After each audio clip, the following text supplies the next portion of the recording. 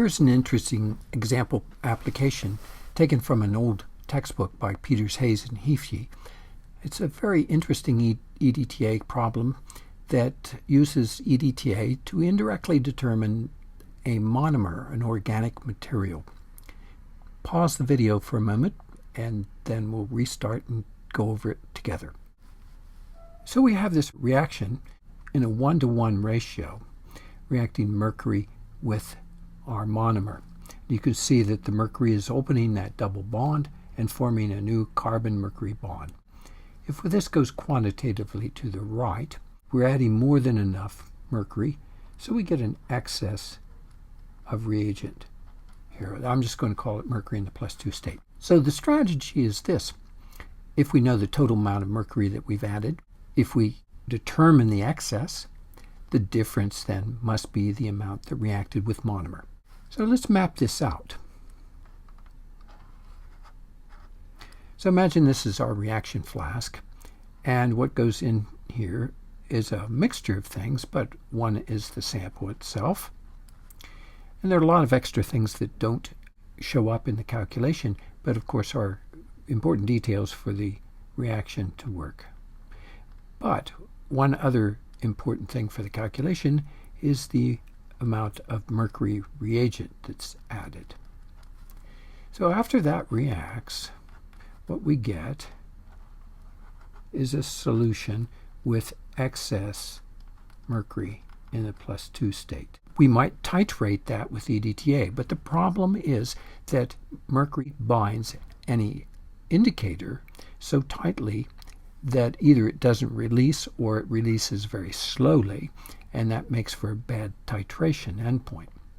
So here's the strategy. What we're going to do is add some zinc to the solution as zinc EDTA. Now this won't titrate, but what happens is that the mercury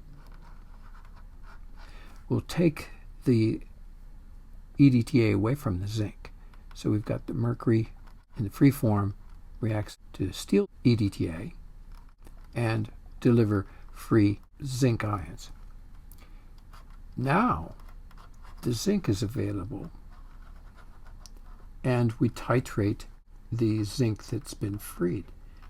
So the zinc is titrated by adding some EDTA from a burette. Now this EDTA is free and available to bind the zinc, and of course it's going to bind in a 1-to-1 ratio. Now if we think about that, then the number of moles of EDTA that's used in the titration, that's also equal to the moles of freed zinc. Well, for every mole of zinc I've got, I've used 1 mole of mercury. So this is also equal to the excess moles of mercury.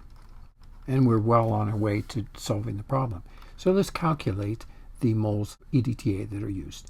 So we have the volume of EDTA, 7.43 times 10 to the -3 liters.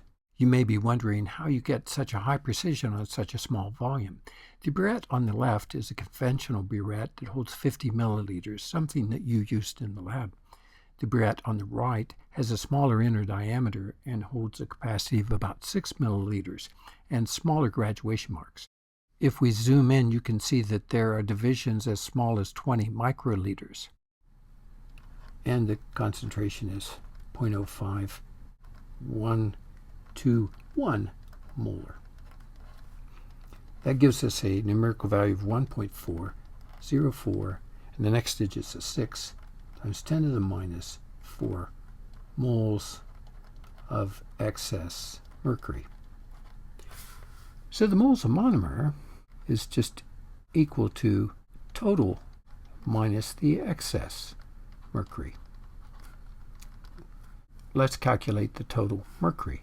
The total mercury is equal to this number here, 0.1772 grams of reagent, and we divide by the formula weight, 318.7 grams per mole. That should give us moles of mercury reagent and also the moles of total mercury available. And so we get a numerical value 5.506 10 to the minus 4 moles. So the total mercury, 5.5600 times 10 to the minus 4 minus the excess, 1.404, yields a value of 4.155.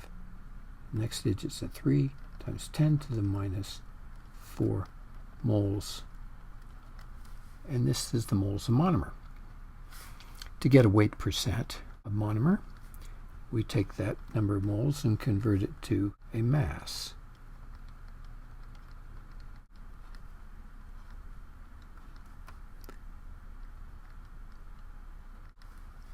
So that's the grams of monomer.